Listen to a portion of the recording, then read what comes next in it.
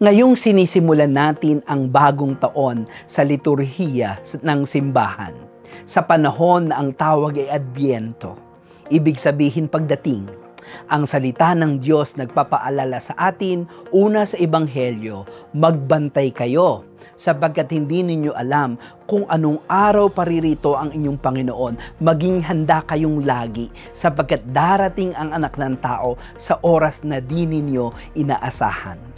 Sabi naman ni Propeta Isaías, halina at tayo'y lumakad sa liwanag ng Panginoon.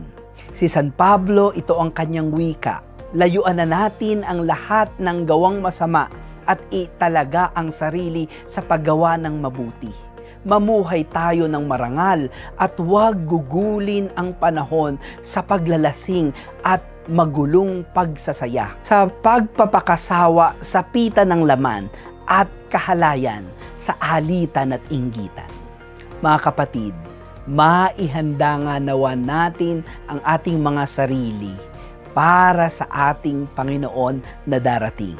Sa paggunita ng kanyang pagsilang ngayong Pasko, sa kanyang muling pagdating sa wakas ng panahon, at sa maraming pagkakataon na tayo'y kanyang dinadalaw araw-araw. Paano ka ba naghahanda sa pagdating ng Panginoon?